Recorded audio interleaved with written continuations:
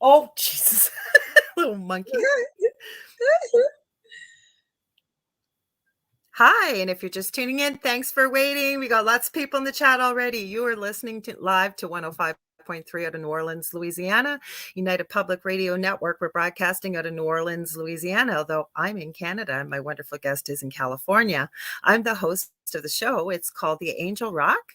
My name's Lorilei Potvin. I'm a Canadian clairvoyant medium, crystal Reiki energy healer, Akashic Records practitioner, spiritual teacher and mentor, and I'm a registered nurse. I'm also the co-host. I got to throw this in. I always forget to mention my other shows. I co-host a show on Thursdays called The Thing at the Foot of the Bed with my amazing co-host, David Hansel. He's over on TikTok. Check him out. He answers questions from people about the afterlife and all kinds of things. But on to the show. If you've never been here before, welcome. And if you're returning guests, like we got Dave, you've got Jane, we've got Constance, thank you for being here. Now, if you want to be part of the conversation, because if you've been to the show before, you know I love to make you part of the show. So head over to UFO Paranormal Radio Network, either the Facebook page or the YouTube channel. I will be able to see your comments. Also, as a reminder, the network has a channel on Roku right now. We were all on there, but now we're breaking off into little channels under the big channel. So we're not over there yet with the Angel Rock, but look for The Thing at the Foot of the Bed shortly to have a channel over there. But if you want to watch some of the content, you're going to go to the channel store on Roku. You're going to look up UFO space P as in paranormal. And what's going to come up a bunch of titles. You're going to be looking for UFO space paranormal and United Public. Sorry to think about that. We've got two names, as you guys know, for UPRN, UFO Paranormal Radio Network and or United Public Radio Network, because we have a slew of shows. There is something for everybody here. Please subscribe, please like, please share, because we have so many amazing new hosts and shows. Now, enough rambling about all this. Let's get into the good stuff. My amazing guest. I'm going to read her bio first. Her name is Lorien Fenton. And I'm going to read right off her webpage. She became actively involved in the San Francisco Bay Area UFO community after almost dying from a mysterious form of pneumonia during the H1N1 scare of summer 2009. It was that near-death experience which propelled her into doing the work she loves in a community that she has been passionate about her entire life. Lorien is the MUFON Marin and Sonoma Counties Section Director, holding meetings in Petaluma, California on the first Saturday of the month. And you can visit MUFON Marin Sonoma, all one word, .com for more info. Her current quote-unquote occupations include web designer, bookkeeper, and conference producer. Speaking of conferences, we are going to be talking about our UFO Con coming up next month. You don't want to miss that. And she also has a nonprofit, Conscious Community Events, which produces UFO cons held annually in the San Francisco Bay Area. And if that wasn't enough, she has a weekly internet radio show called The Fenton Perspective. So she's going to be decking out early because she's going to her show. How dedicated is she? Welcome, Lorien. I'm so glad to have you here. Oh, thank you. I really appreciate Lorilei. I got to tell you something. You're the only one I will get out of bed early for. Well, we go way back. I work a graveyard shift, so it was like, oh my God, I got to set the alarm and get out of bed by 2 today. Oh no, Well, I tell people we met under the strangest circumstances, and it was like we'd known each other our whole lives. Dell, my partner, I'm going to give him a plug because you were on his show. I think it was last week you were, the week before, right? Yeah, we had a great time. It was wonderful. Yeah, it was a very different kind of show. It was a lot of fun. Yeah, he does things completely different than I do. For those of you who haven't watched his show, it's right out. Sorry, it's not Thursday. Thursdays after my show, The Thing at the Foot of the Bed, his show, The Delicious Recipe, is on, not a cooking show. And he had Lorien on. But when we met you, it was a previous network I don't name, but we were all on that network and we had a spookathon. And I remember the producers saying, one of our hosts, she wants to join you guys. And we had so much fun. We had Dell there. We had Seraphine, who used to be on this network. We had so much fun. It was wonderful. We had a blast. It was all women psychics together in one place for about 8 hours, if I remember correctly. We went on all night. Stuck in the middle, but he lives with one, so.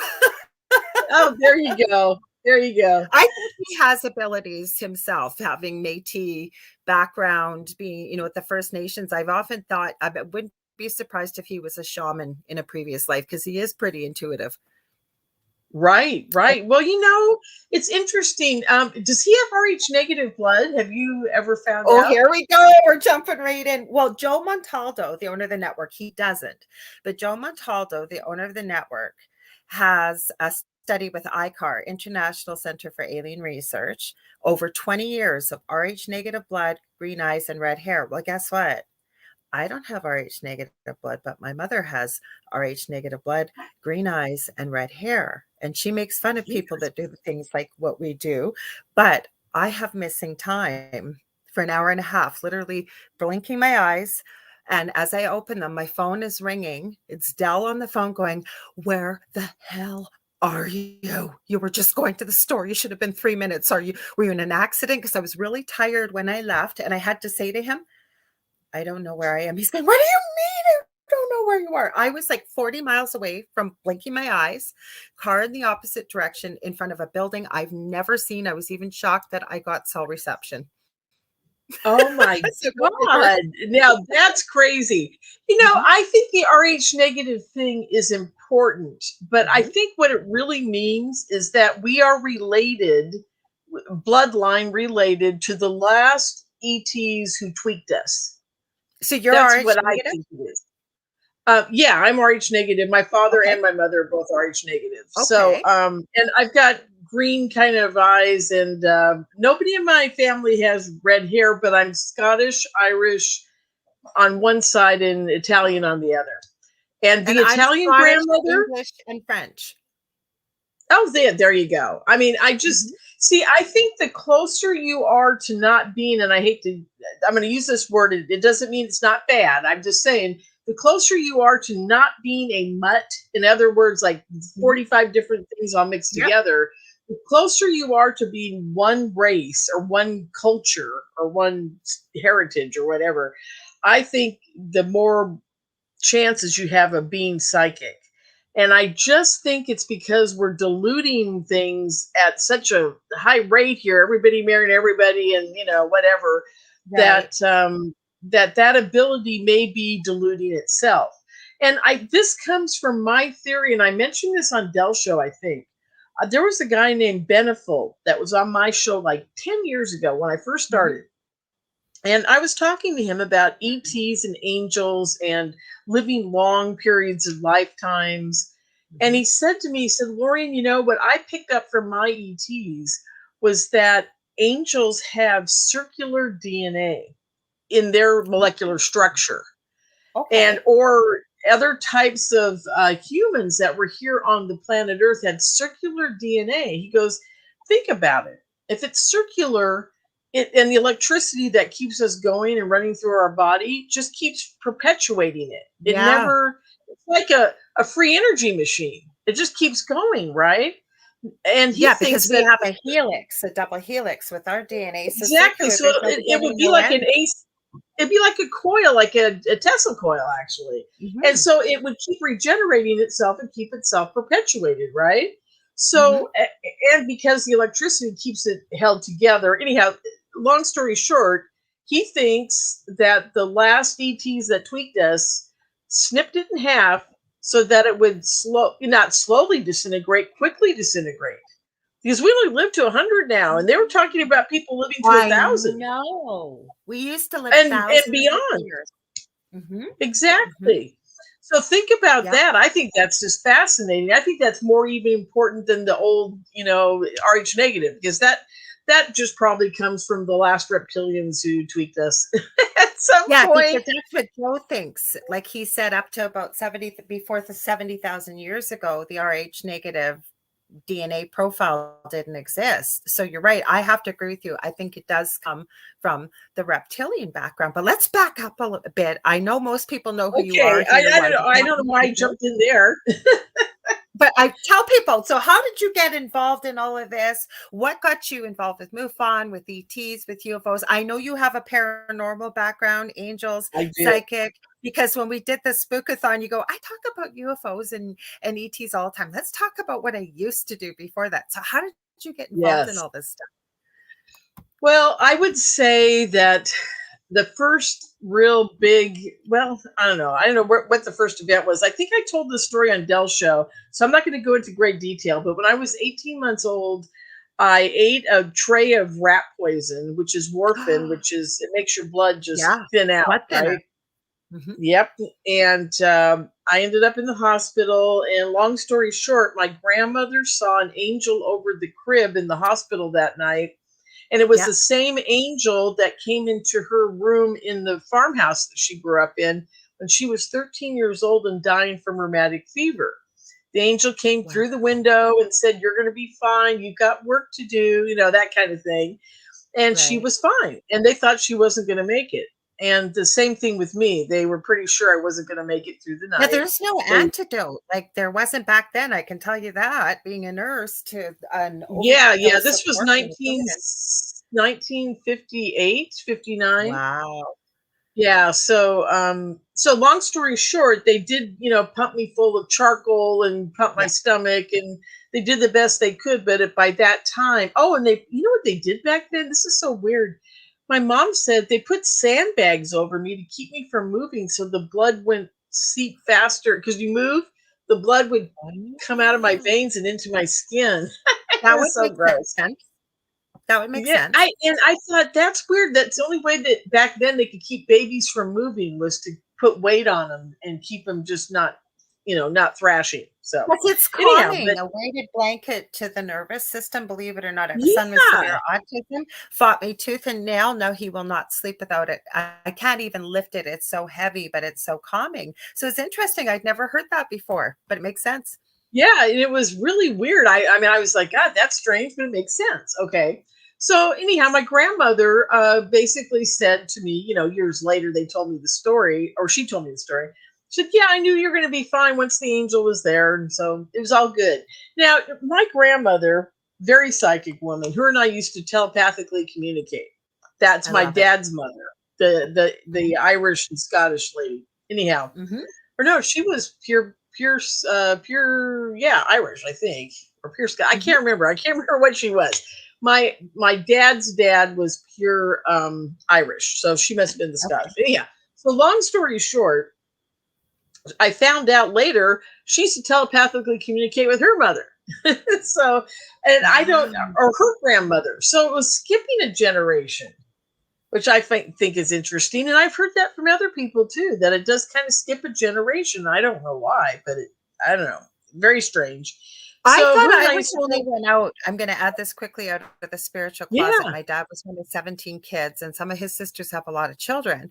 Yet I am finding I would never out anybody. But from my mother's side, I have two cousins that I think have very powerful abilities that are starting to come out now. So I think I got it from both sides. Sorry, go ahead. I went to add that, throw that no, in there. no, no, that's very interesting because I think I got it from both sides too. I was just going to mention I my did. Italian side of the family. My mother is dead set against all this stuff. She doesn't want anything to do with it. Mine too. Her mother was the fortune teller in the Italian neighborhood. She was the one everybody went to for a card reading. And I asked Okay. her one day, "So are you really reading cards? What are you doing?" She goes, "Well, I'm reading them, but I use the cards as a modality, a Yeah. way to make them feel comfortable." Because that's what they've always done in Italy. Is they've always done a lot of card readings and things like that. Tarot is big in Italy, apparently. Yeah, but So, when you pull out the cards, like I don't need the cards. I used to use them all the time. And I had a mentor that pushed me. She said, "That's just your security blanket." And I have a problem. I just bought a new deck. It's beautiful. I bought it today. And but what I find when I'm doing one question quick readings, like we do one reading on Thursday nights. We compromise. Dave wanted to do a lot, and I said no, because people just come for the readings. But the thing is, when you pull out a card and it always seems to go along with what you're saying, I think it's more believable to people too, because they realize they see you shuffle the deck, they know you weren't looking and picking out a card. So oh, it just seems to hit home absolutely. a little bit more. Mhm.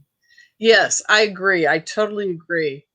So anyhow, so both grandmothers were psychic, and my dad's, like I said, my dad's mom and I used to telepathically communicate. She's the one that saw the angel over the crib, and what have you. And I asked her one day, I said, "Please describe what this angel looked like." And she goes, "Well, it was interesting. It was glowing a lot, and I knew it was an angel, but I don't know if I could find the wings.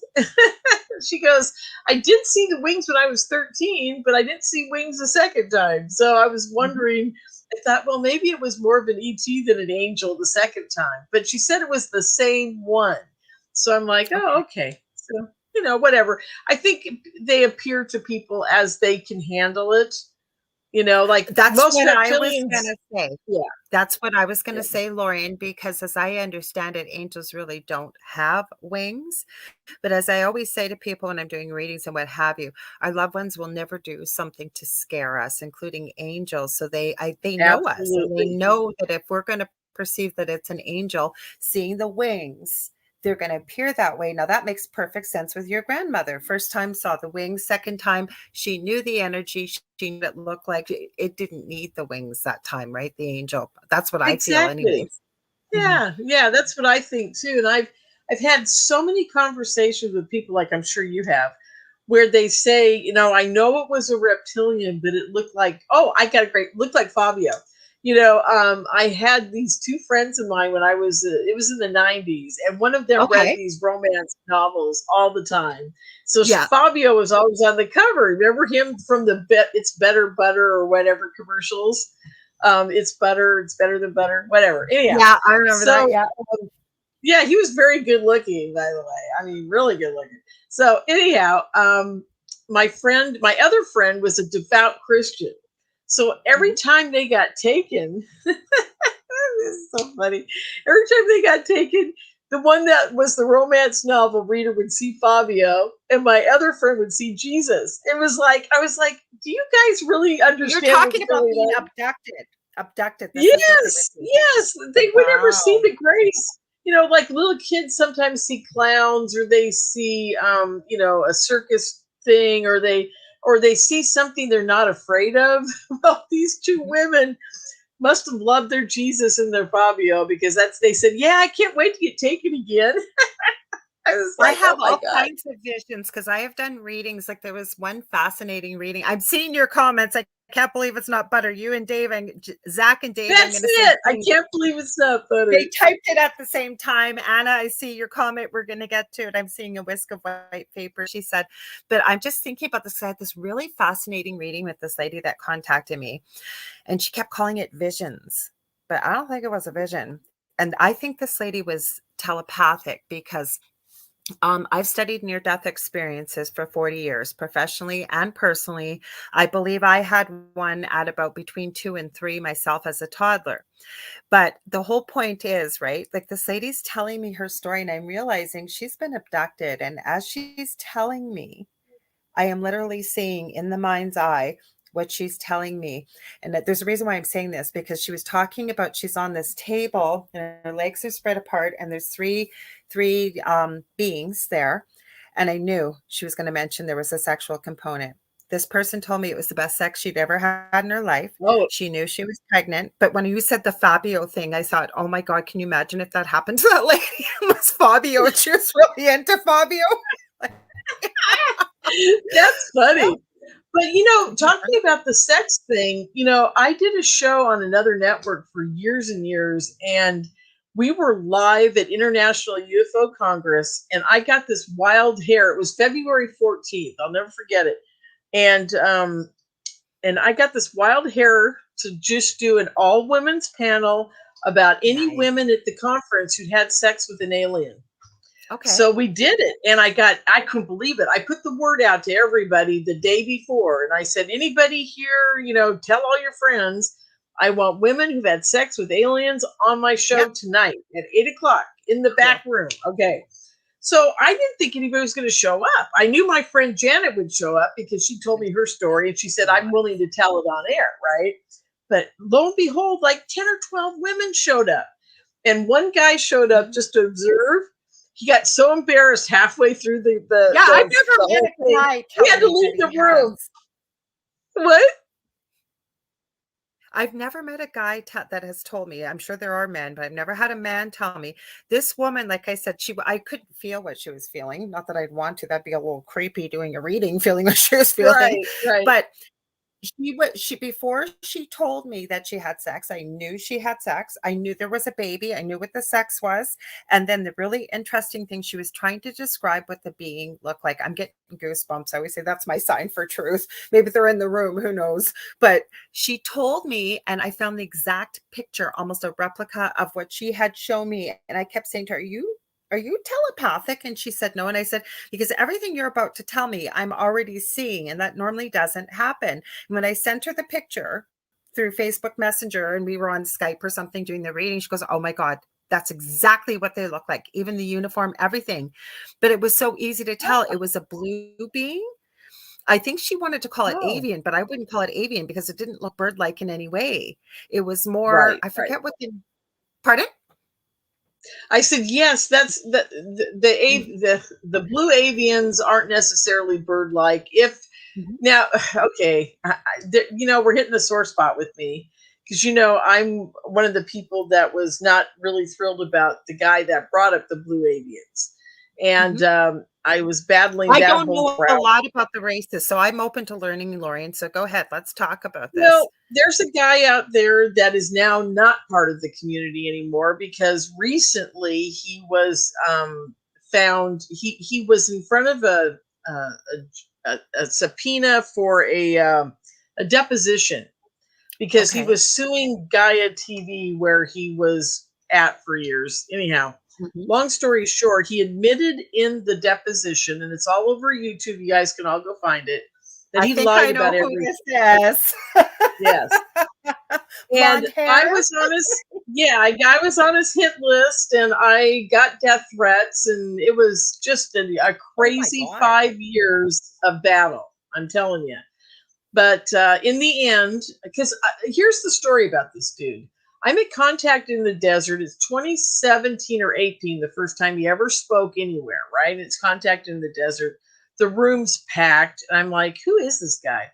So I sit down, I start listening to him, and within 30 seconds, my guys told me this guy's full of, you know what? He stole the blue avians from the guy in Australia, which only Melinda and I seem to remember, which was quite funny. My good friend Melinda Leslie, who does the night vision tours in Sedona. And because we walked out of the room, and I said, Melinda, he's full of crap, if I can say that on the show. You sure And can. he stole that blue avian stuff from our friend in Australia. That's not, he's no longer in the community anymore. He wrote the story like 15 or 20 years ago. And she goes, yeah, I kind of remember that story. She goes, I'm going to have to go find it again. And I said, he stole that lock, stock, and barrel because nobody remembers it. It's very few people even knew about his book, you know? So I spent I the don't blame next five you. years in battle because I went on air within a month of that his first speech, and I said this guy's full of BS. And I said if you people fall for it, don't come back to me later and say, oh, he ripped me off for this or that. He would go on his channel and say, I need $10,000 to get my teeth fixed. And oh, and here's the kicker. Um, in 2013, when I was doing my super soldier and mind control conferences, Carrie Cassidy texted me one day and said, there's this guy that's been on our channel for a long time now posting, and he thinks he's a super soldier. I'm going to have him get in touch with you. And I said, oh, okay, fine. Mhm. So he called me and I spoke with him, and he said his name was James Corey. And I think that's his real name. And he said, I'm a super soldier. And he started telling me all this stuff. And I could tell right away that this guy was full of it. Okay. And I didn't, and basically he said, here's the kicker for me. He said, how can you make me famous? And I said, well, I'm sorry. I said, I don't know. I can't talk anymore. And I basically hung up on him and never spoke with him again.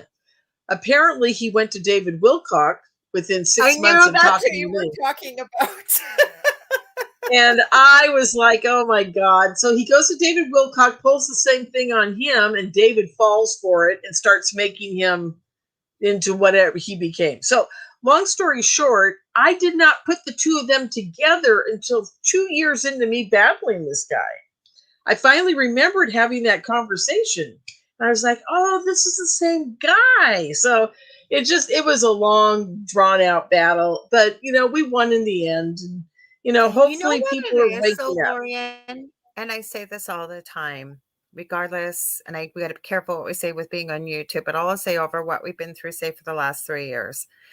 Everything that we are going through, and we're all here for a reason, as you know, all of us. We may not always know why we're here, but we're here. We chose to come here at this time. I believe that. But truth rises to the surface always. Now, the problem Always. is when you get people that do the things like what you've just shared, and I'm sorry for what you've been through. I'm glad that you Oh, triumphed, it's but you knew fine. you would.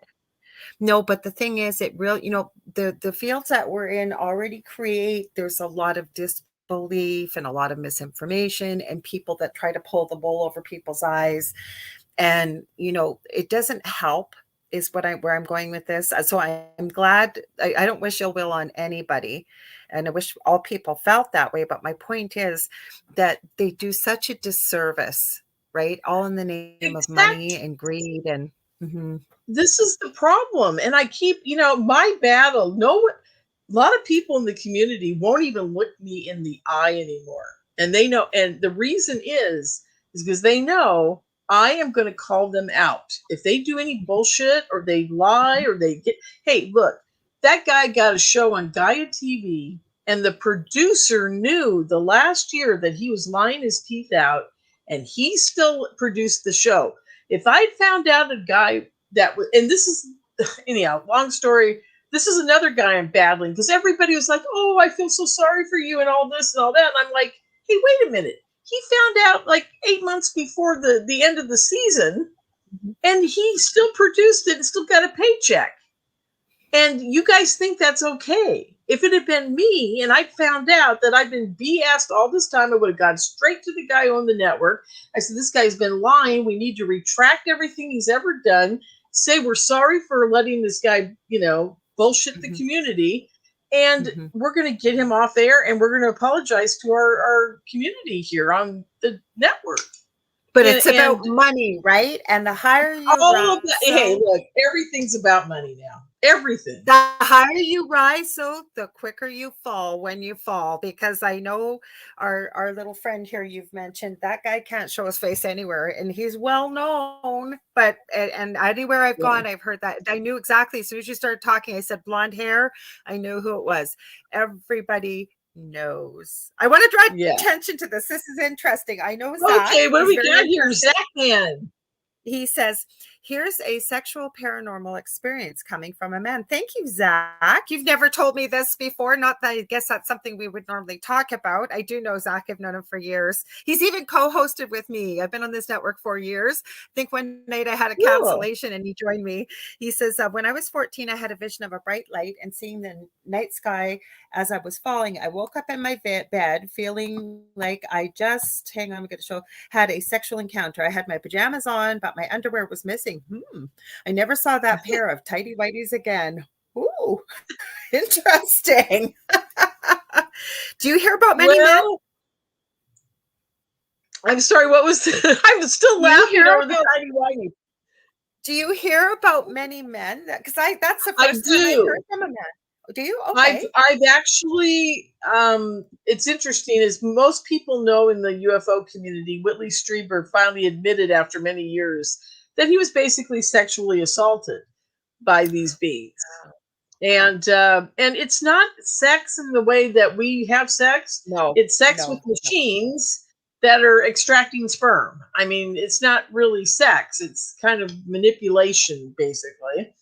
Mhm. But still, for a human man, especially the men, to have that kind of violation happen to them, they're not prepared. Women, we have I stuff hear you. go on down there all the time. We have babies, we have people's stuff, Yeah. hands in there. We've got little Yeah. gizmos in Mhm. there, and we could put up with all kinds of stuff because we're kind of into it. I mean, not into it, but it's not a big deal It for happens us. from birth. It happens from birth, whether we want to or not. Things happen. They Exactly. I mean, Mhm. and it's just, we deal with that area of our body much better than men do.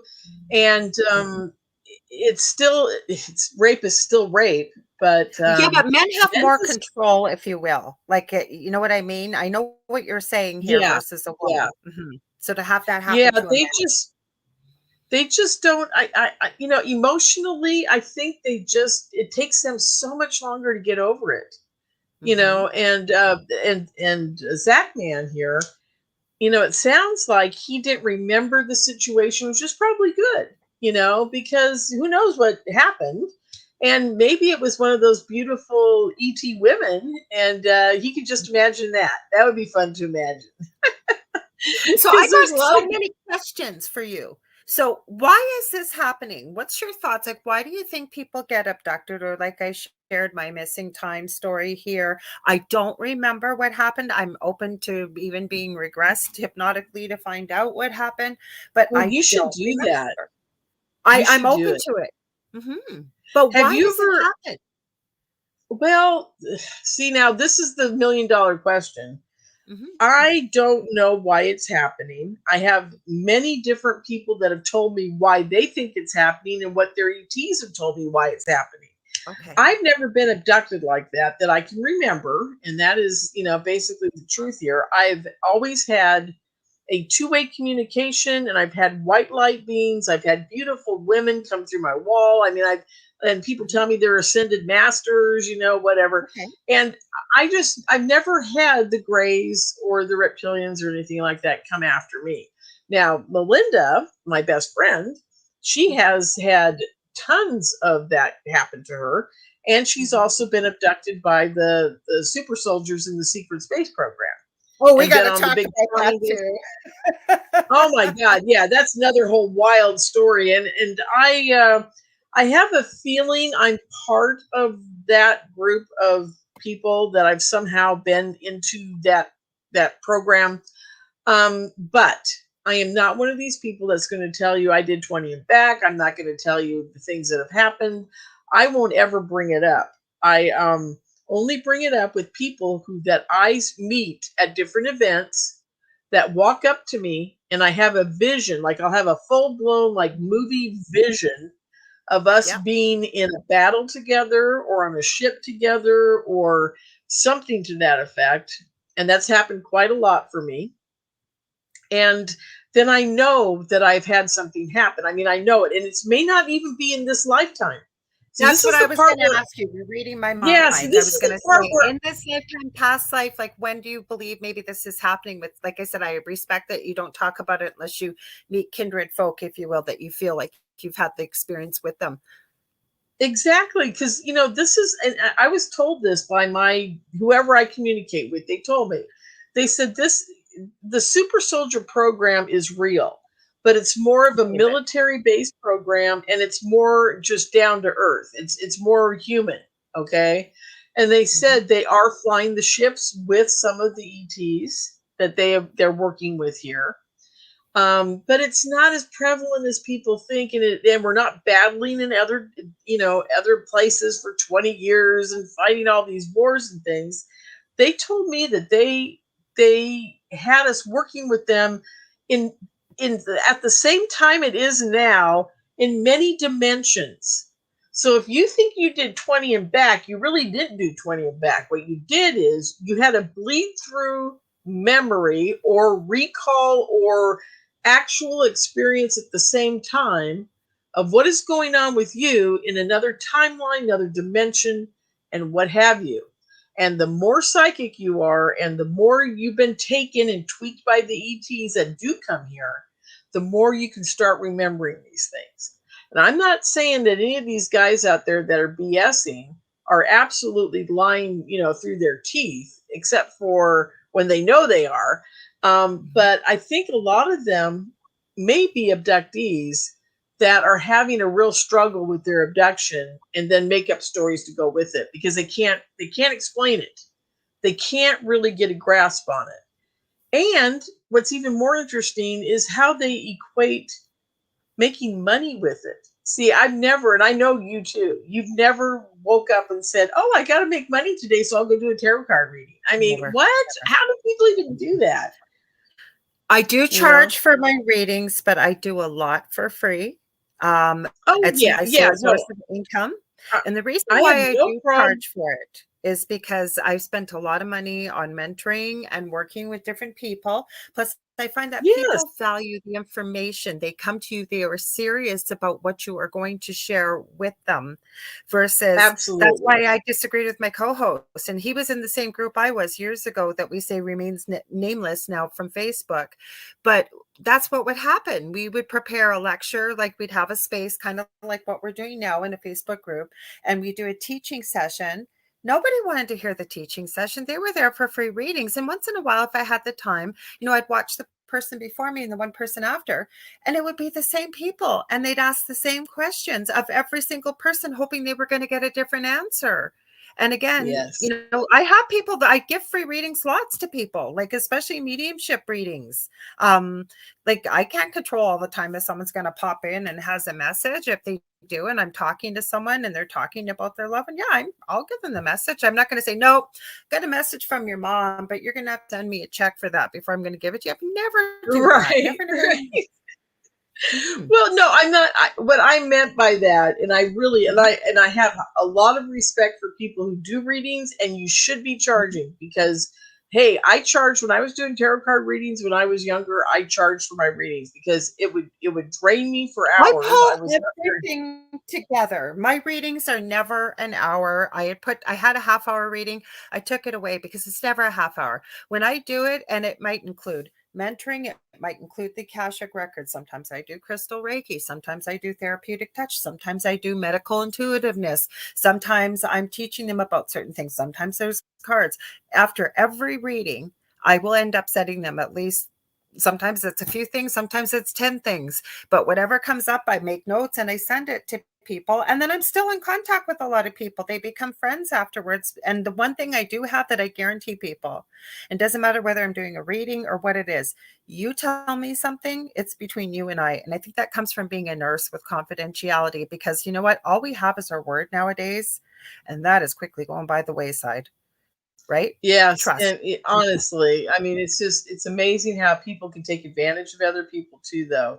I mean, that's just like you were saying, the free reading stuff. I mean, hey, if you're really if you need help and you need a reading, you've got to ground yourself enough to be able to pay for it and know who you're connecting with, so that you guys get a really good, clear communication Because people going. And take I it think it's important. seriously. I find people take it seriously. And I've had people that will throw it in your face and say, well, I don't charge for readings. That's good. That's you. But you know what? And then you'll have other people that will say, well, if it comes from spirit or it comes from God or it comes from source, it should be free. Well, that would be great. I'd love to walk in the grocery store and say, all this food comes from God. All this food, everything comes from God. I should have it for free. Money is an energy source and Exactly. it's currency here. And my one big thing I keep getting from spirit right now is about balance. Being on this planet, we need to be in balance. That means everything, right? And people put so much Exactly. value on money and material things. And I can tell you, working in palliative care, I have never had one person, and I have looked after the poorest of the poor to people that are multimillionaires. And not one person has said, geez, I wish I made more money. Geez, I wish I'd worked more. Gee, I wish. Nobody cares because you can't take it with you.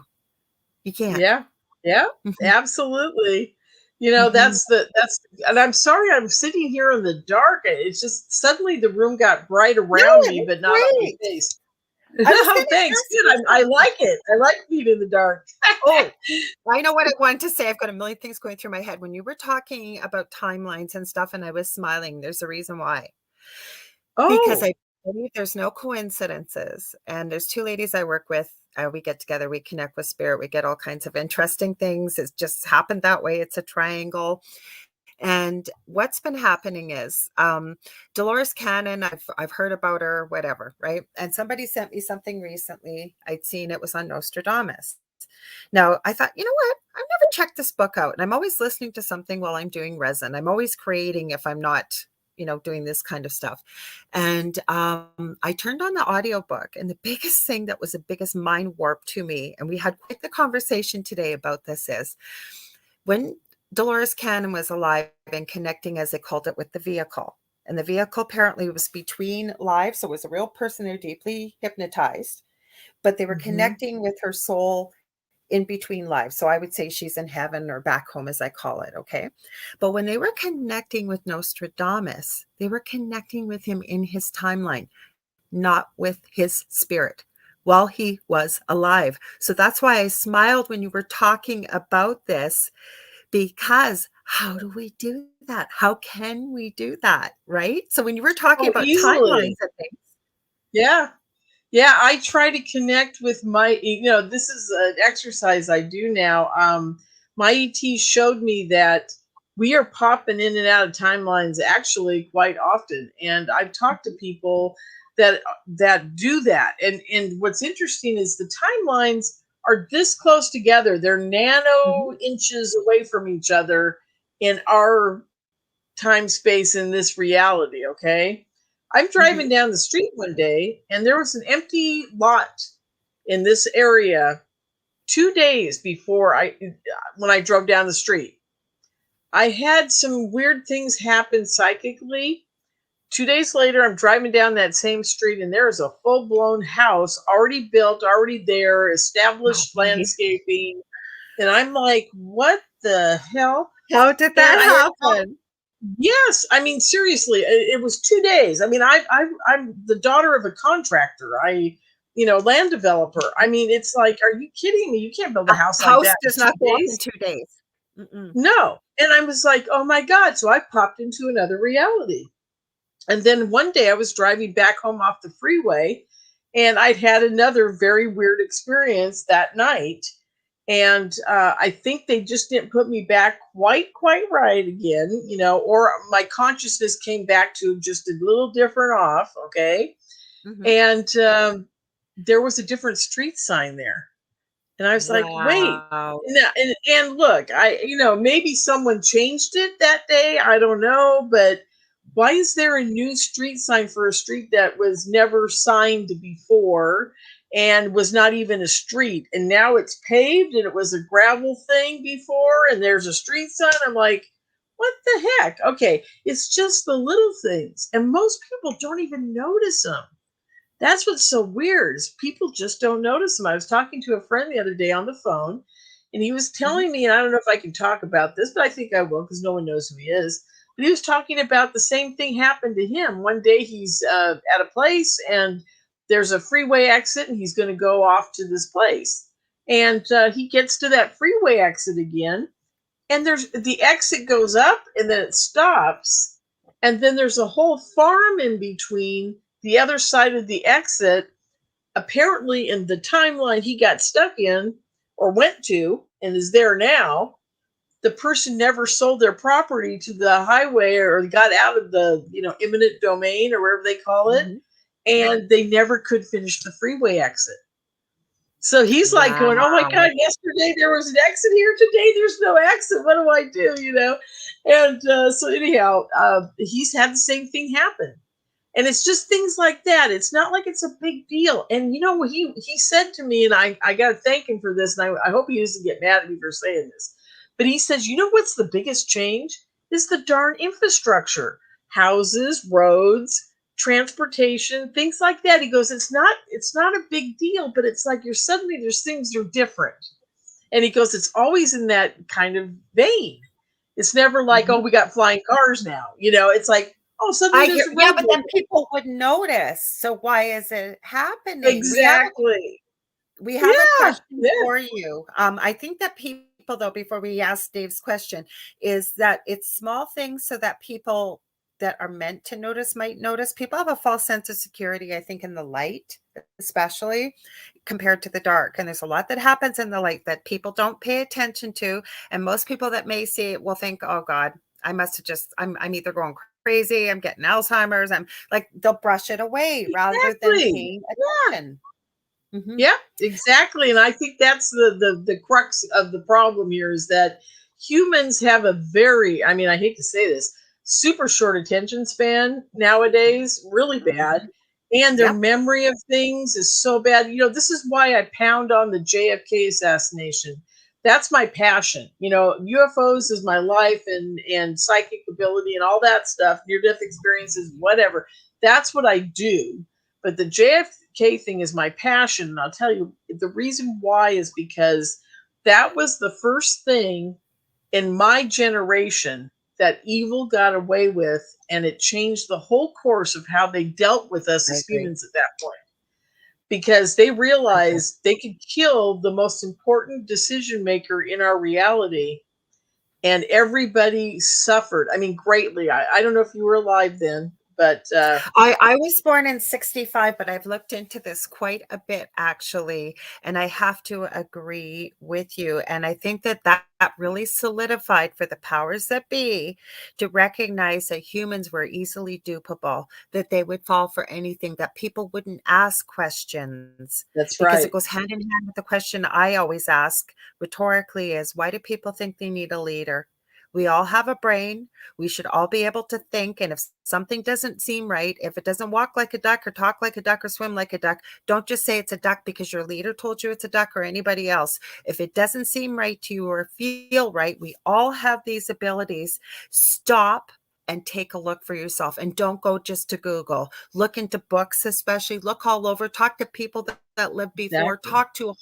look at a whole holistic round about picture. And still, I can say there's many things that I can't say that I have made a definitive decision on because I haven't got the whole picture yet. Plus, things could change that could still sway my opinion. And I agree with JFK. That was a huge solidifying thing that happened in history. It was. And you could feel it's like the whole world was crying. I can't describe it. You had to kind of be there, but everybody on the planet, and I was written about in a chapter of a new JFK book.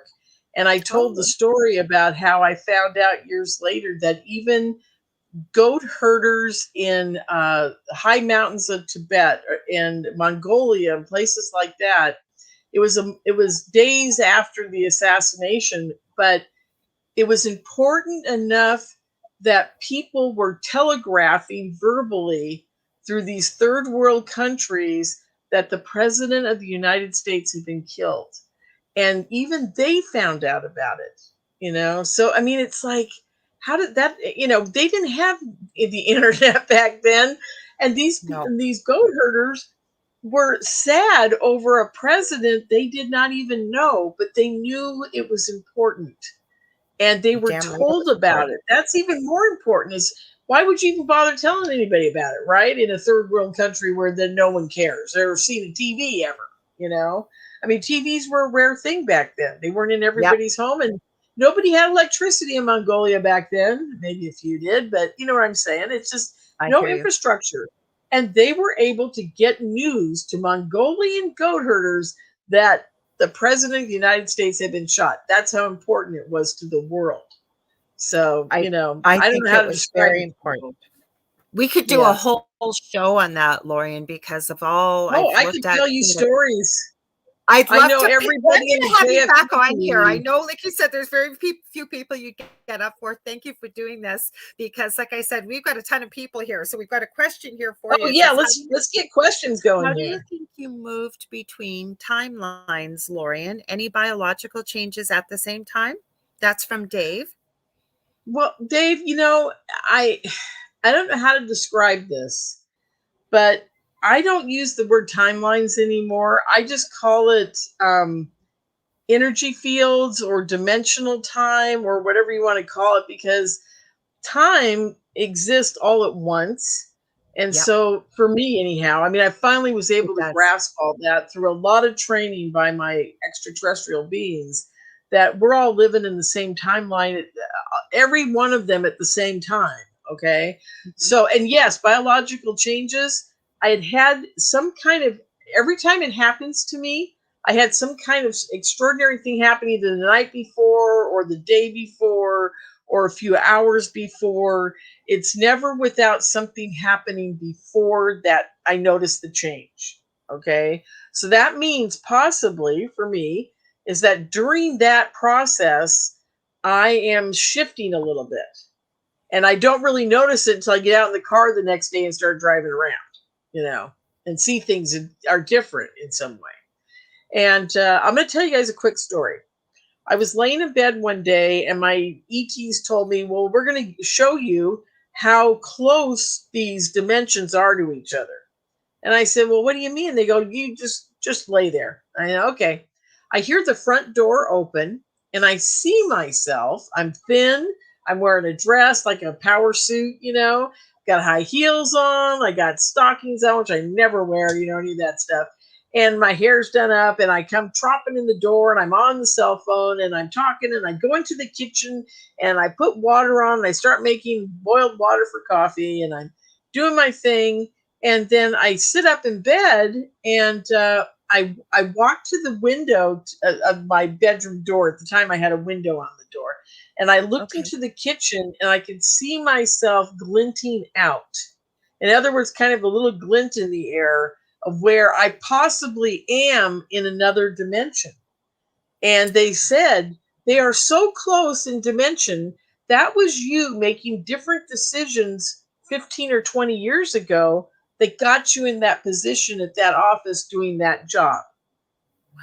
That's how close those dimensions are. They're decision-making processes that put you in different places, but you're so close that it's like I'm in the same house. I live in the same house. So, that's how close that dimension is. I'm living in the same place and everything, So do we really have free will, right? Because if there's every version of ourselves in a timeline, and based on the decision that we make, what we think is free will, it ends us up in a certain timeline. Is that what I'm hearing you say? I think so. And I've had this discussion. My favorite time travel guy is Marshall Barnes. Oh, by the way, I put on my second time travel conference just about a month ago. And eventually it will be up on Make Contact TV. So I'm launching a television studio and I'm going to have live broadcasting and all kinds of stuff going on. You have to send me the link. I will put it everywhere on every single social great. media platform group I have. It's going to be behind a firewall and it's a paid subscription. That's and the reason I'm doing that, you guys, is because I don't trust YouTube anymore. I'm sorry. I don't want to put anything up there that it could get stolen from me and taken down and never seen again. That kind of thing. So it's going to be a minimal monthly fee. We're not doing it to make money. I figured it was going to be behind a paywall, and it should be. Oh, you bet. Yeah. Because I'm tired of them stealing everybody's content and just dumping them and not telling them why. What's with that? I mean, it's sad. Anyhow, bottom line.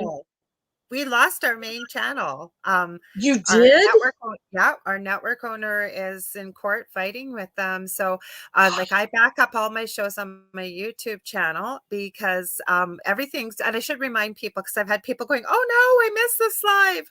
There's always a replay. There'll always be one on YouTube. There's one on Facebook, and there's always audio replay wherever podcast or talk radio is. We are carried. You can find us. So there's always a replay, but you can't get that video back like on some of the shows. That's so disgusting. Did he back up everything though? Does he have it all on a hard drive somewhere? You know what he jokes?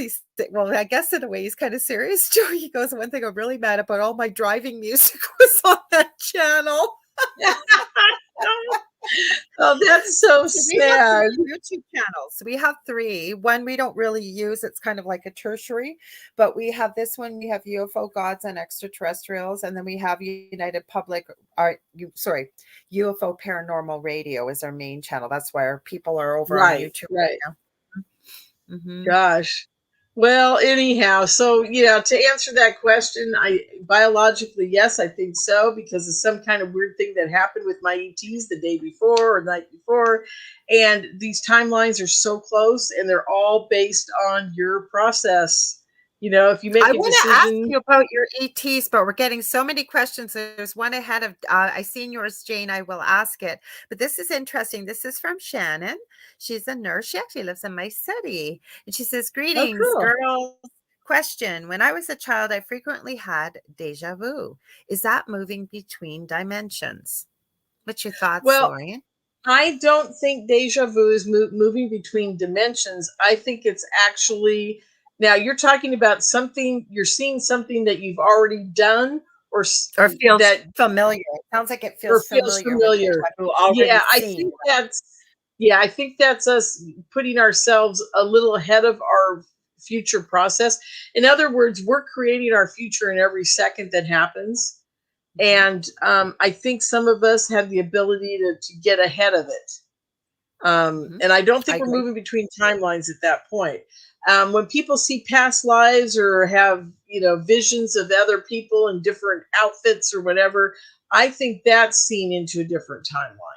Okay, well, what about the Mandela effect? I've been dying to ask you. What's your thoughts on that one? I think that is a mass consciousness dimensional timeline shift? Kind of that little shift between those very little tiny dimensions. I think that's where many of us somehow agree in our conscious state, where we're all connected to the AI or whatever the force is, that we have shifted into that timeline. And or that little tiny bit over, nothing big, just enough that, like, oh, I thought that guy died. And then, 6 million people on the planet think that guy died. So how do we all think? Or like the Berenstain Bears, or the big one for me lately I've been seeing. I always knew this. You'll remember this. Mirror, mirror on the wall with the evil queen from Snow White. And they're insisting, and I've seen print magic mirror on the wall. And there've been people that have been proving no, this is the way it was. It was in print. Here's a copy of the movie. Here's a copy of whatever. Yet nowadays it's different. Yeah, absolutely. And this is where I think the mass consciousness has shifted a little bit. It's like our brains pick up on something and we know it to be true. And then the rest of the planet may not be going with us in that direction, into that slightly different dimension. And we're doing it on a mass consciousness scale. So it's, because things are different for different people in their consciousness. And that's another, we're a 5-dimensional being. We've got our senses that are 5 dimensions. And then you surround it with our consciousness that's connected to the AI or God or whatever we got going on. And then throw in the fact that a lot of us are psychic and connect with the other dimensions around us and the beings that inhabit them, and anyhow. So that's kind of, well, what I'm going to add to that. Complex situation. I'm going to add this to support that. Yeah, last week I had somebody on that does lucid dreaming. Now, Dell, who you've met, can do lucid dreaming naturally. He always has been able to. I usually don't remember my dreams unless they're very significant, including like our paranormal activity that started. I had a dream 16 years ago. It's like it happened 10 minutes ago and it all came true. But so I've been practicing lucid dreaming. So it was actually Saturday night into Sunday morning. I woke up in my dream. I realized in my dream I was awake and I was in a room full of people. We were talking about consciousness and universal consciousness, and we were all talking. And I think I got excited that I realized I woke up like I was in a dream. But then I heard, as I would call it, spirit. Spirit said, you need to write this down. And what they said was, consciousness is limitless. Universal consciousness is the title you may use. It is limitless. As human beings, if we have to ask, is this okay, or does this exist? Can it happen? Whatever. There is no limitation. If you can think it, you can dream it, you could speak it, whatever you can do, it can be done. So that means like the old gifts that we've always had that are buried way beneath layers of disbelief or never even being aware of it, telepathy, telekinesis, all these things that we can do as human beings are trying to point out how powerful and amazing we are. And then when we gather just one person, how powerful, but when we get a whole group of us, what we can shift and what we can create, what we can basically focus on what we want to happen and make it happen. And it was so odd. And they just kept repeating over and over, consciousness is limitless. So I don't know what that was all about. Well, it's all about waking, and it's for each one of us, it's personal. I had an evening where they took me to Einstein's. I always laugh about this. They took me to Einstein's office at Harvard University in about 1940s or whatever. Yeah. And he sat there all night teaching me about the universe and mathematics and everything, right? I'm laughing because I've had an experience with him. He's so Oh, funny. good. See that, like I said, they take you to what you can kind of relate to. So to me, he's one of the He was smartest people in the typing. world. He was typing with the Oh, two he was ladies. Oh, I'm typing. getting goosebumps. He was typing, and I'll share this story because it's funny. And he was sharing all kinds of things, and we asked who it was, and he said it's Einstein. And he said, "Well, we can't be the only ones." He said, "Of course not." He goes, "I talked to all kinds of people that can connect on this level." And then he was talking about something, and he's typing, and the person that could see it was channeling it, was going typing out THE space THEOR of, like OF, and then he put REL, and all three of us jumped up and started yelling, "Oh hell no! Oh hell no! We know nothing about physics, absolutely not." And then my the person that was watching this, like on the screen channeling, she's going, she could literally see the letters erasing, like delete, delete, delete, delete. It was so funny. You had to be Well, there, but it was no, that's hysterical because I'm telling you, I think they use Einstein a lot as a bridge to yeah. for our understanding for our generation. I cut you Because off. I want to hear your story. I got so excited there. That's why I apologize. So you were oh connecting with no, that's great. No, well, the punchline to my story is this: he teaches me all night. I wake up and I am so brilliant. I know the answers to the universe, like you're saying, that yeah, it's all connected. That everything 1 and 0 are the keys to how the universe stays together. And I mean, I know everything. It's just yeah, it's like Lawnmower Man, right? I mean, yeah. I know everything. And then 2 minutes later, I'm dumb as a rock again. And I'm cursing. I swear to God, I'm in my house going like this. I curse you for making me stupid, like right out of Gone with the Wind, right? And I'm Yes. yelling at my ETs. And they've said to me, Lorien, there's going to come a time when you're going to be dealing with scientists. And I am right now. And I didn't, and at the time, I thought, there's no way. But so you're going to be dealing with scientists and very educated people. And you need to, at your core understanding, you need to know that you can understand what they're talking about on that level. You'll never understand it up here because you're not a mathematician and you never will be. Right. But you'll understand it in your core Being. Yeah. consciousness enough to be able to converse with them about what you're doing and what they're doing. And they'll dumb it down for you, but you will know and you'll both know what's going on. And I thought to myself, I'm never going to talk to these scientists. Why would I do that? So nowadays, I'm becoming friends with quite a few scientists. And one of them has been a very good friend. And he's amazed at how much I get when he talks to me about things. Now, at the same, when this happened, and it was in the early 90s, I Mhm. had got tricked into using a computer in 1989, okay, by my Mhm. first husband. He was a computer programmer. And from that moment on, I started working in computers and I'm extremely proficient. I'm a coder now. I mean, these are things that back then, are you kidding me, Lorelei? I would never have even thought I could even do that kind of thing, right? So Right. now it's just part of my life and I do it if they hadn't given me that class with Einstein, I don't think I'd be able to do any of this, honestly. That So is so cool. I love it. And I can see what you're saying, that it's there, that knowledge, like you said, so that you be able to access it and understand it. You may not, like you said, be able to be speaking the same language as these scientists that have studied it for decades and decades, but you get it, you understand it, and you can have a yes. conversation and understand what they're saying to you. And that's a beautiful thing. Now we have all kinds of Yes. questions. We've got all kinds of stuff. Oh, I could okay. talk to you all night. Lori, like I said, the first time I met Lori and you guys, it's like we've known each other our whole life. I swear to God. Well, we So, yacked for like 6 hours, all of us. So, yes, we and must it have. seems like an hour. So I have to be careful with the word I use here, Janie.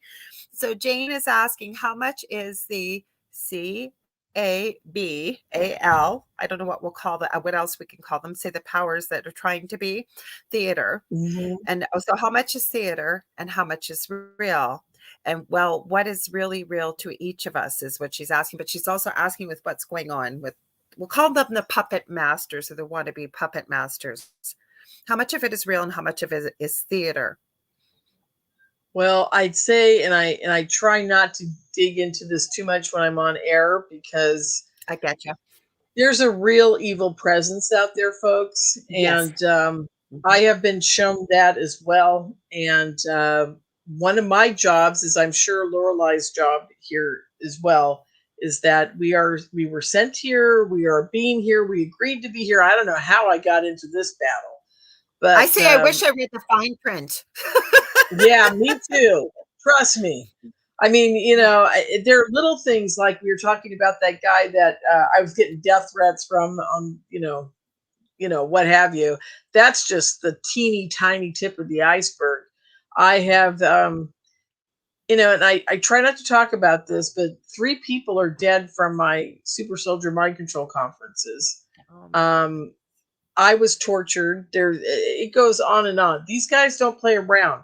No. And the reason that they can get to people, I finally was shown this as well, is because they are another race. They are I inhabiting get humans, and the humans that they inhabit, the very wealthy on this planet, the very high up, satanic. I don't know if I can say that word, but they're you can. satanic, and they really have no idea when they're growing up as kids that they're actually human beings that could run around and have love and empathy, because it's taken away from them at birth. They are Mhm. instantly brought into a world where they are being treated coldly. They are not treated with love. They never understand the empathy that psychics have. They aren't allowed to develop their psychic ability in that sense, but they are allowed to develop devotion to an evil entity. And I don't want to get into it too much, because there's some real bad people out there that I have been know what taken you're over. talking And about. I know exactly what you're talking about. yeah, And a lot of people I meet, and then we'll leave the topic because, like I said, you don't want to get into it. And I completely respect that. But I've known about this for years, not just over yeah, the last few years. But the thing is, like I've said, and I truly believe this, truth always rises to the surface. The one thing I've been saying as of late is those that refuse to see, for whatever you want to call it, that they're not going to have the time to digest and get used to what's going on and do the research, because when the truth blows open, it's going to be there. And heaven help the people that are not doing the good things. Let's put it that way, right? yes, oh, absolutely. And and I have a little bugaboo here going on with the love, what I call the love, light, and clueless crowd. Yeah, To coin a phrase from my science buddy, the um, woo-woos. there's The a lot of woo-woos. them. Yeah, there's a lot of them out there that I go to these events like Conscious Life Expo and places like that. They're all running around doing yoga and telling everybody that the world's lovely and everybody love each other, and all this stuff. And I'm like, you guys don't get it. We're in a battle right now. If you don't start, gearing up, we're going to be in big trouble spiritually. But hey, God bless them.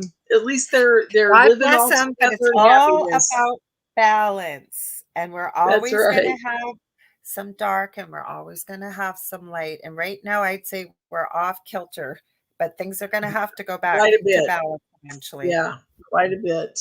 And yeah, I do a lot of praying these days. When I was younger, I didn't pray nearly as much, man. I pray 3 times a day now, at least.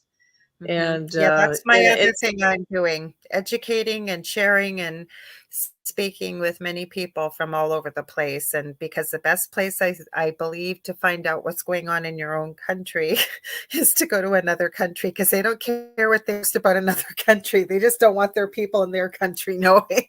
That's my theory. That's right. That's right. Absolutely. Speaking of Zach, another country, what does Zachman say here about Cuba? that's why I was just going there. So Zach says I had a similar experience. I think he's talking about something we were just talking about. So he says mine was when I was taken back. Oh, time. So time, like a time Oh, dimension shift. cool. Mine was when I was taken back to 1957 at the Hotel Nacional, if you say it, I guess, properly in Spanish, in Havana, Cuba.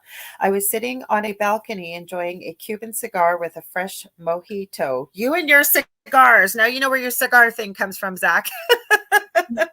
So you went there. What happened? Don't leave us hanging. So what happened? You went there Yeah. and had So your mojito. were you Sorry. a young man, or were you? Was this you in a past life, or what was this? And when it happened, were you the same age as you were in the experience? That's what I'm trying to figure out. He I'm has trying to had document. He has Yeah, had, go ahead. and I apologize. I should have told you this ahead of time. I have a bit of a delay, so it'll seem like there's a pause. So I apologize if I accidentally speak over you. We have a snowstorm too, guys. So if the signal's a little sketchy, I apologize, but it's freezing rain and all kinds of stuff here. So, and you have weather too, right, Lorien? Oh yeah, we got big problems. Yeah, it's Mhm. been bad weather for the last 2 days, but I'm surprised we have electricity today, to be honest with you. I So, told you before the show, I never had this happen. My internet went completely out last week. It was crazy. Thank God I had my phone always here, and I just stuck it into my light, and I used my data from my phone to oh yeah. continue the show Well, because you everybody's can going to thank God we know. can do that. Thank God Mhm. we can do that. So, Thank so yeah, God. So I what got I want to questions for go you, ahead. Zach. Yeah, Zach, man, I got questions for you. I want to have some answers here. I want to know You'll if take you it. were I the know we same will. age.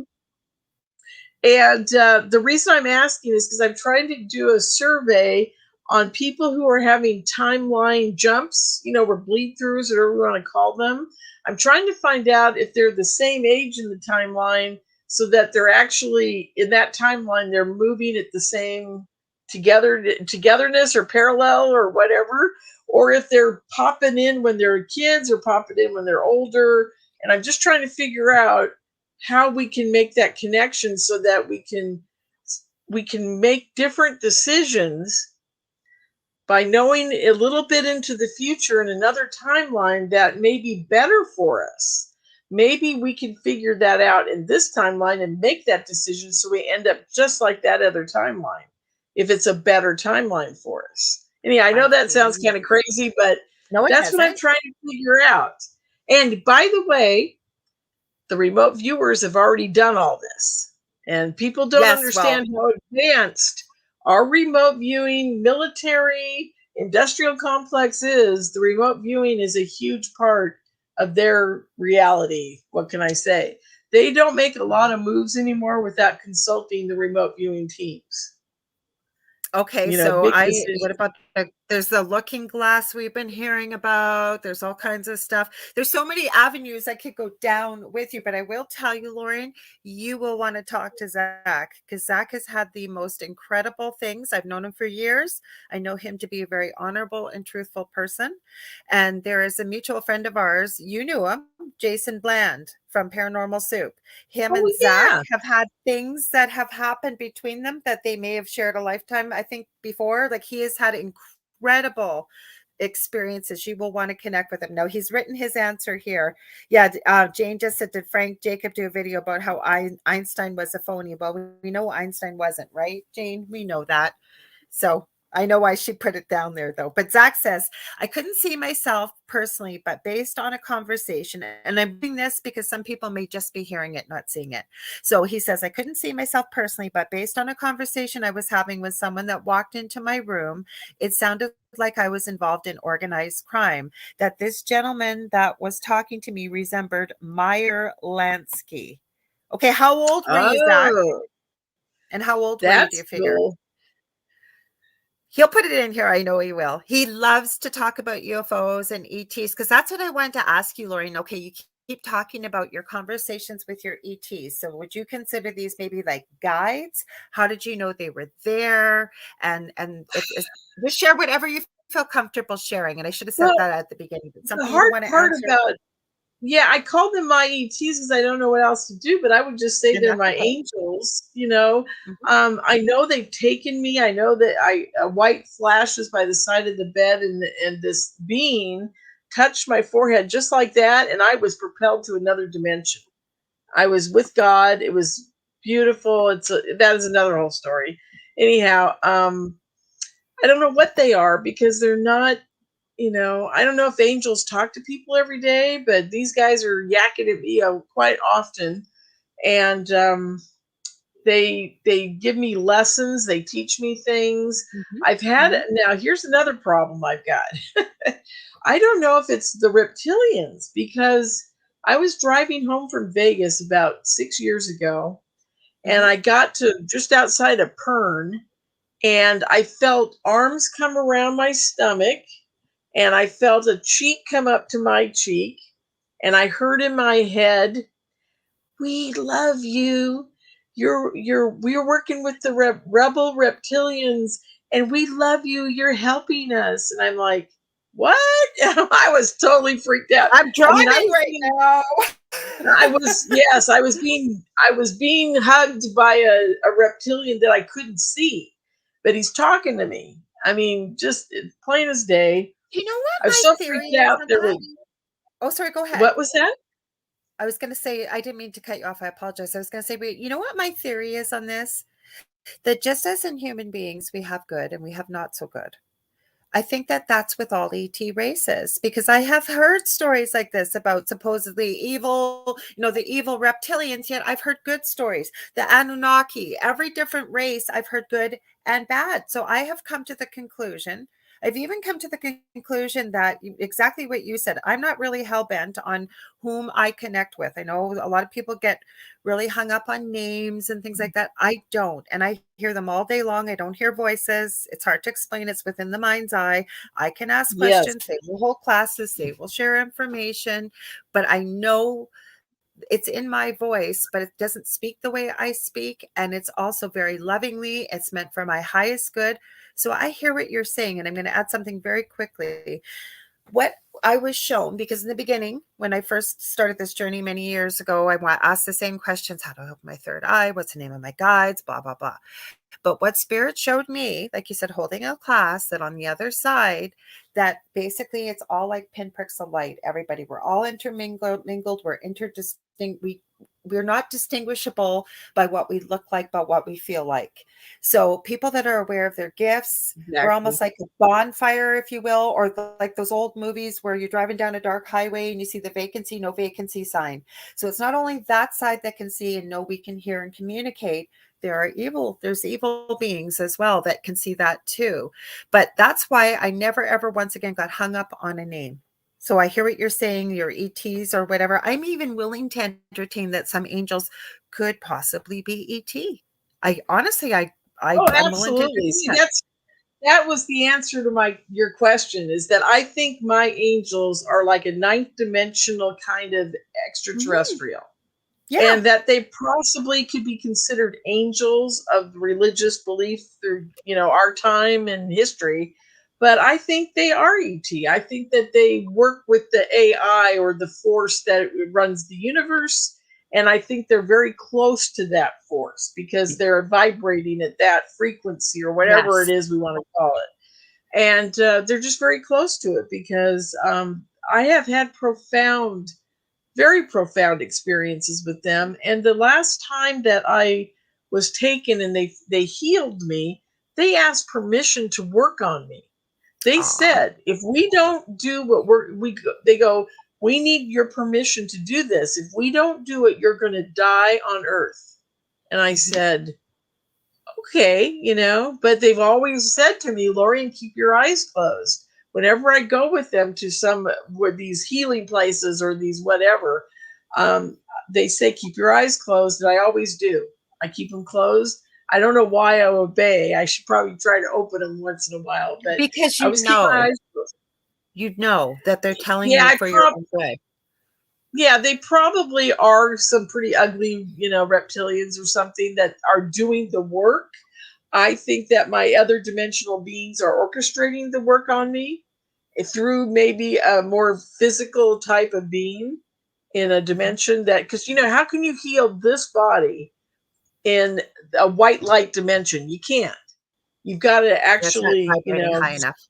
Mhm. yeah, exactly. So I think that the reptilians were doing their job for them or whatever. So, And that's probably why I kept my clothes. But they asked permission.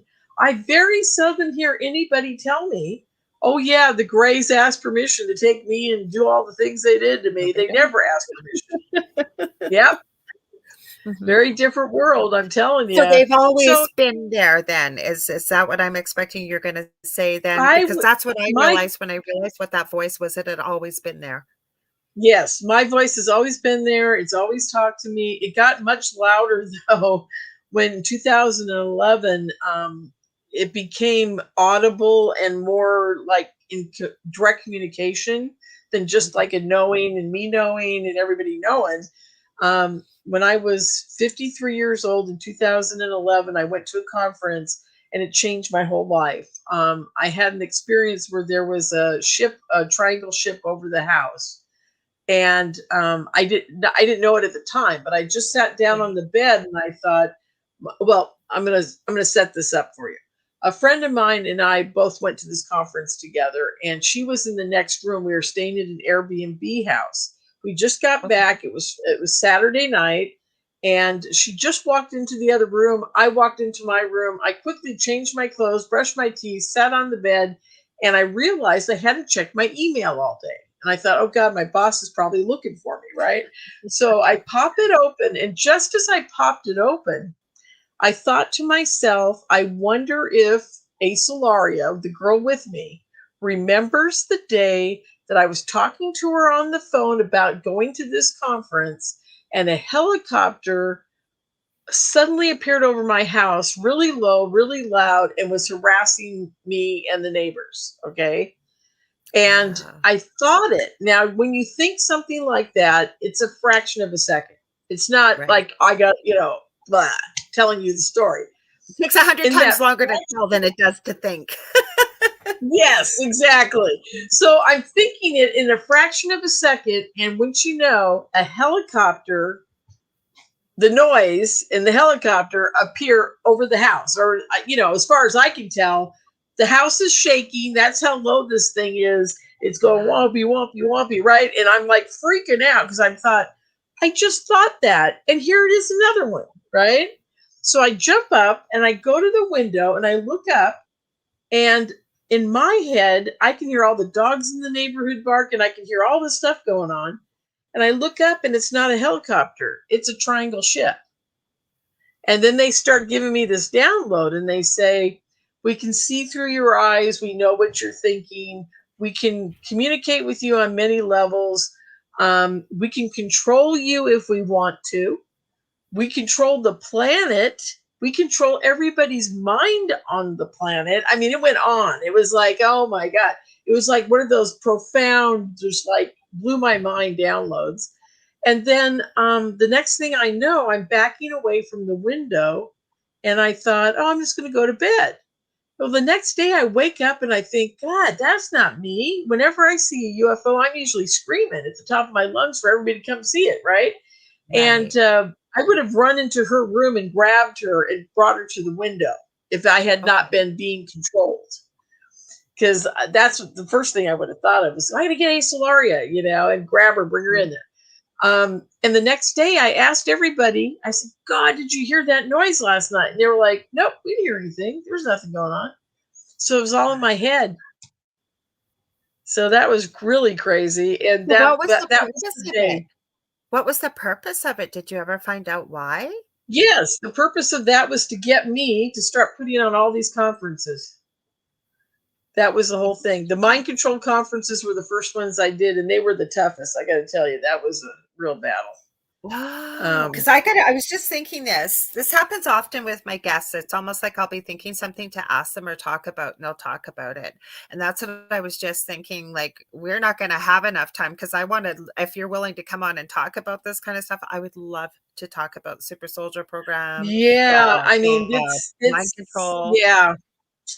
I don't even know where to go with that anymore. I mean, I've got hours of information. I'm trying right now. I started to write a book about my experiences, but it got to be so intense and crazy that I've now broken it into 3 books. The first book is called Being Lorien, and it's just about all my experiences, all my psychic experiences and my ET experiences. And I'm just putting them all in chronological order that I can remember. And there's probably like 55 chapters, you know. And I've seen 10 different crafts of different shape, size, and color, down low and close. And I'm going to put that in there in a little chapter area, you know, a section. And then I'm going to write, because I had the super soldiers and mind control stuff all mixed in. And I thought, I'm not going to do that. So I throw it into another book. And now I'm going to tell just the stories of the 3 conferences and all the things that I went through to put them on. And then I'm going to tell the stories of the people involved in it and what they said on stage and what happened to them after. That in itself is going to be quite interesting. I think it'll be fascinating. And I know everybody's going to, I've got so many questions. I wanted to ask you what you thought of all the stuff in the sky. Plus Zach has answered, and we got another question. So Zach, from his answers. So what he shared earlier about who he talked to resembled Miss Meyer Lansky. He then says, if I had to make a guess, I had to be in my mid 40s to early 50s. So he wasn't the same age. And then, okay. We just crossed it. Hang on, I got sorry. And then he said, strangely, when I was talking, I was speaking with a gruff New York accent. I'm not even from New York. No, he's not. He's in, like, I believe, Arizona. Then he said, and the conversation was about setting up a new casino and how much money this gentleman needed to make this investment. Cool. Very cool. So what you were actually doing, Zach, is you were going into a different lifetime. You were bleeding through into a different lifetime, not a different timeline, but a different lifetime. That's what they explained to me. They said, you know, you got this whole thing. Like I've done past life, they call it past life regression. I call it now life regression. And I've been taken to where I'm a novice in a convent in France. I was taken to the mid Southwest near Arizona, where I'm a man, and I've got a horse, and I've got a dog, and I've got a cow, and that's all I've got. And I live in a little cabin in the middle of nowhere, and I'm very happy. Nothing's happening. It's great. Apparently, I went out to a gold mine, and that was that, you know. So anyhow, I mean, but it sounds like you had a fun, you know, mobster life in that timeline. He has the most fascinating stories and experiences, and he shared a few with me over the years I've known him. And like I said, I met him from Jason's show years ago, even before we were all on the same network. And just fascinating experiences and stories. And like I said, well, I'll just have to have him on my radio show then. I'll have to connect you too, because honestly, Zach is one of the most honorable and honest people I know. I can honestly say that. Sorry, Zach, I'm saying it on air. It's nothing bad. I have nothing bad to say about you anyways, but there you go. We have Rosie here. She has a question. I have a question about this Lorilei, and I'm going to say also to Lorien, because she also is psychic too, Rosie. Can one have multiple selves in one's head talking that sound like the human? Can these possibly be spirits talking? I hope this makes sense. I have a reason for asking this. Her second comment is, my brother-in-law thinks he may have multiple personality disorder, as he has 5 personalities that talk to him. But it's his own voice, but they are all different, he says. Maybe they are angels. She said he is Métis, and him and I have had this weird connection that I cannot explain because I don't even understand it. Weird things happen when we're around, like it's spiritual. It's weird, though. I know he's telling the truth about these voices. I just don't know how I know. I just know. So I guess she's asking, like, these voices and what have you. Your cat is killing me. I'm sorry. Just too funny. It's probably my dog. What? Oh, my son is in here too. Everybody's in the room right now. They all know I'm live, but everybody's met my son and met the dog. The dog usually makes an appearance. The cat doesn't. The cat was on before we went live. But what's your thoughts on that question, Lorien? Oh, well, I'm sorry. I got distracted by the cat running around, all the noise. I thought, oh, cool. They're having a party in there. Welcome to the zoo at my house. So she's asking about these multiple. Can I have multiple selves? Now, this is very interesting because during the Super Soldier and Mind Control conferences, we had a lady that came out from Canada. Her name is Byington, Judy Byington. Do you guys know who I'm talking about? I maybe. She wrote a fascinating book about a woman who had 10 or 12 personalities. And she believes that sometimes these multiple personality people are being mind controlled by a military project. That's one I believe option. that. Mm-hmm. Second Yep. option is that they actually have some type of ability to connect with themselves in slightly different parallel universes, like I did when I watched myself go to the kitchen, but they're actually doing like a radio broadcast with them and communicating with them. And that's one other theory. And then the other theory is that there's some kind of problem with the synapses in our head, and we create different pieces of ourselves that become voices to talk to each other in our own heads. Okay, now that's a physical reality problem that's here that I don't think neurologists have ever quite addressed it in that nature. They think it's something to do with having frontal problems or Yeah. frontal lobe problems and things like that, whereas she really believes it has more to do with synapses picking up different time and different, ability to create our own reality within our structure of our head, our consciousness and our brain. And here's a good way to kind of what doing the mind control conferences, we've come up with a little way to tell if it's actually ET communicating with you, yourself communicating with you, another bleed through self dealing with you. Start asking them important questions. Don't let them just run amok in your head. I've talked to so many people who have personality problems like this, and they say, well, they run amok, they do what they want to do, they tell me to do this and tell me to do that. You've got to pick one personality and make that the boss of everybody else, because that's your true self. And Right. that's what we were doing at the conference. We were trying to get people who are having these kind of problems to just say, look, this is me. I know who the me is. The rest of you, you identify yourself. Tell me where you're coming from. And if you're from in my head, I want to know it now. And they'll tell you. See, this is the interesting part. Your consciousness doesn't lie to you. It doesn't. Yep. It's really interesting. We figured that out too. So anyhow, I hope that helps. I don't know if it will, but I hope it helps. I'm going to add something to this as well. And I agree with you. Plus, I also know what they call multiple personality disorder can also, yeah, speaking of cats in here, I got a cat here, but the psyche can sometimes split, right, to protect ourselves, especially if we've gone through very traumatic things. So that's another thing that can contribute. But I agree that I like Exactly. what you said about asking them to identify themselves, making the main person, you know who you are. You were always there, you knew who you were, and making them identify themselves, because yes, the consciousness does not lie and your body will speak to you. If you can quiet your mind, take deep breaths, and you ask your body what's wrong. I believe pain is our body's voice to tell something's wrong. But what I kept hearing when I was reading about the multiple personality voices was two spirit, which is something can very much go with the Métis or First Nations people, if you will. And a lot of people identify two spirit as part of the LGBTQ community and try and make it into a gender issue and what it is. No, I believe it's more a spiritual type thing. So I almost feel, and again, he would be the best person to be able to answer this for you because he lives inside his head. So if you asked me, I would definitely take what you said, Lorien, and get a quiet moment and identify where, whom, and if where they're coming from and what you're feeling, what you're picking up, asking, are you alien? Are you whatever?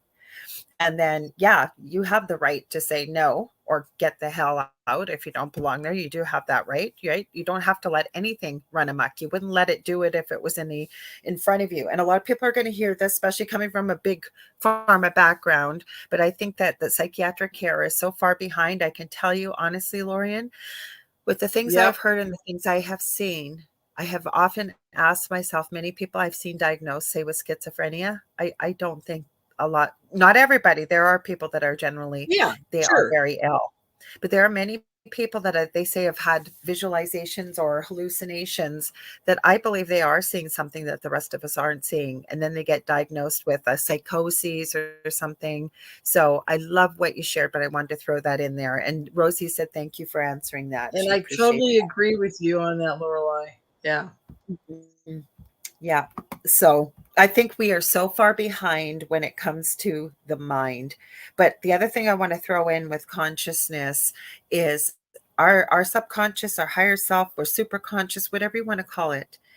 It knows everything. It knows where you've been, where you are. And I even believe it knows the future as well. So because time really Absolutely. is a man-made concept, right? It's all happening at the same time. Yeah, they showed me that the problem we got is we're in this 3D body, we're in this, and the best way that they got me to start understanding what we're really made of is they made me plug my ears, close my, put a blindfold over my eyes, close my mouth, and try to breathe just very slowly and not be around any scents or anything where I could smell Yep. something.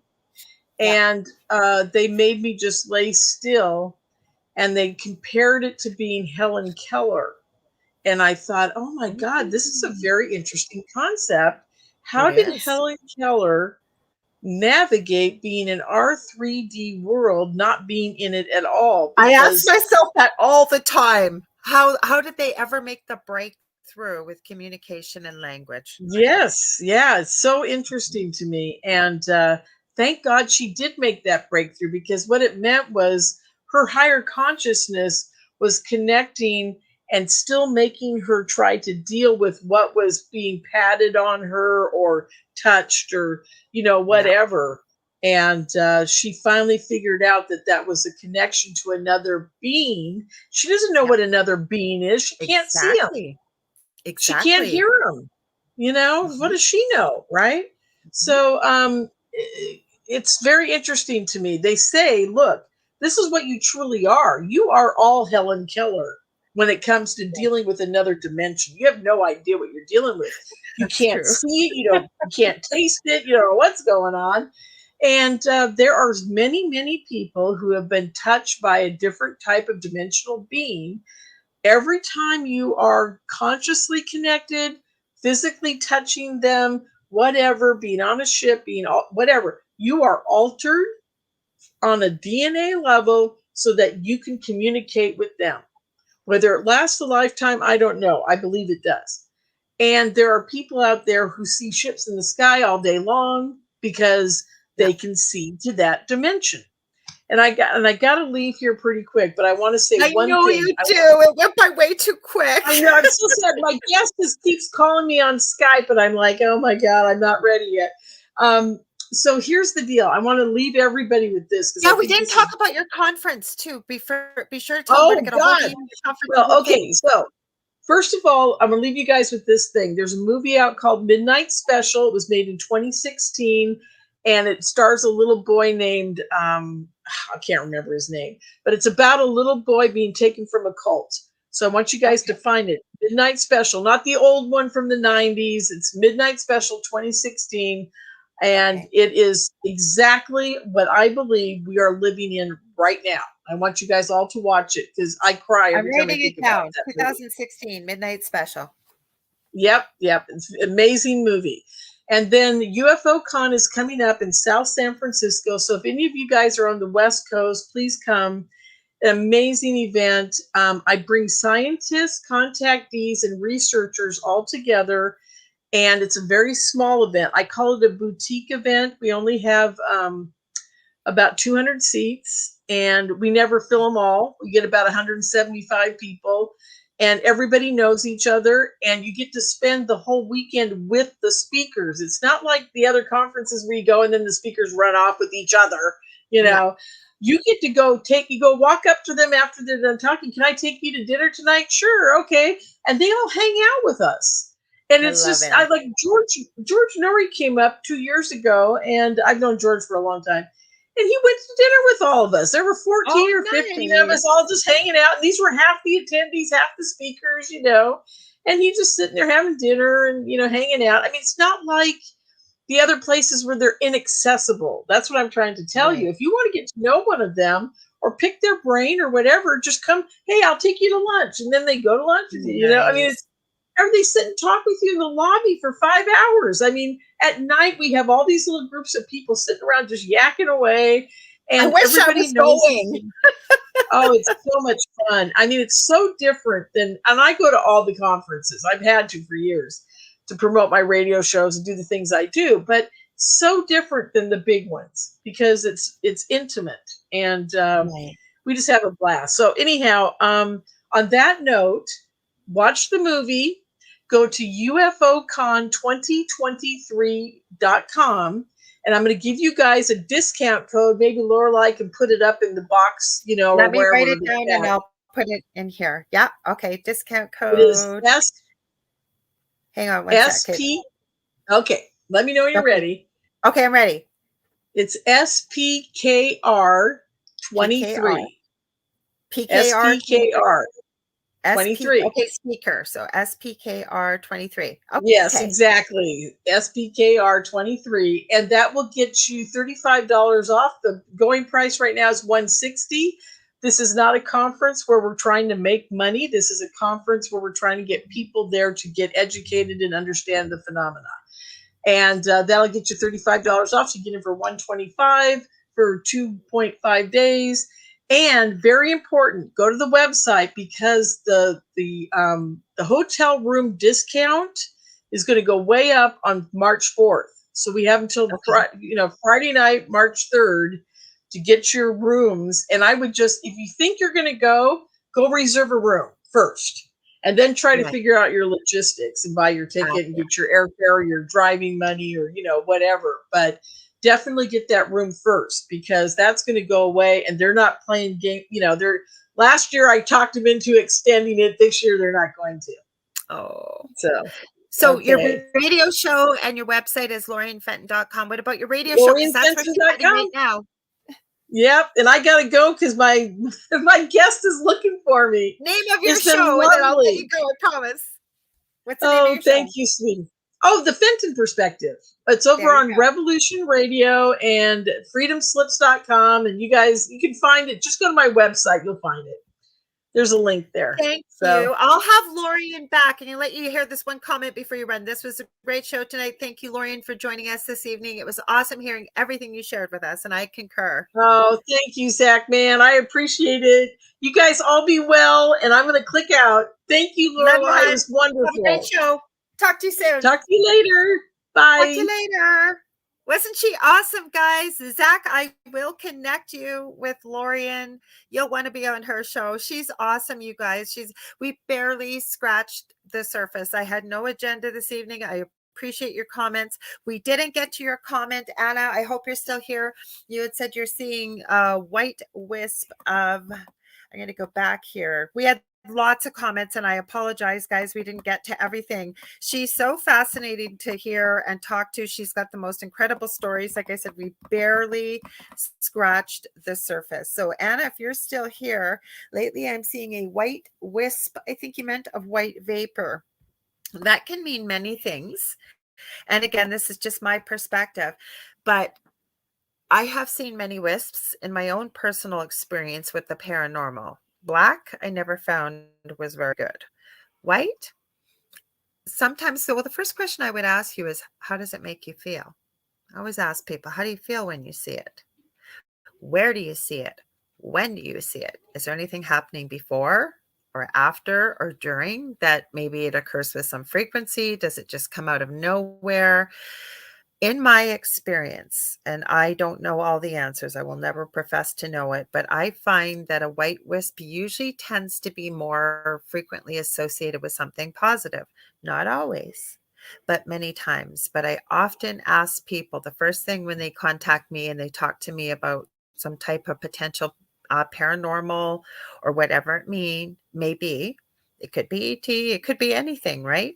I always say the more I open this door, how much more larger infinitely this door is to this realm than real life. There you go. Will o' the wisp, it could be.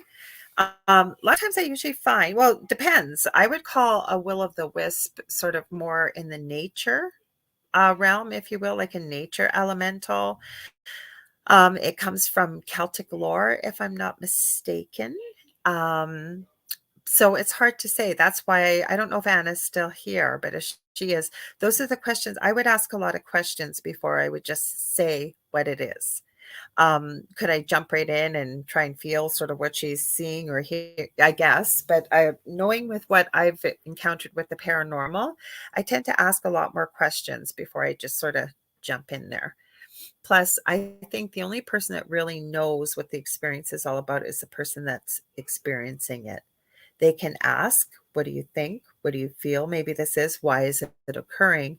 But this isn't BS. I really believe that when we can take some deep breaths, meditation is great, but even if you can't get to a meditative state without a little bit of practice, just sitting quietly, I don't know, getting in the shower, getting in a bath even helps too. Clearing your mind, even if it's for a second or two, and asking whatever question you need the answer to.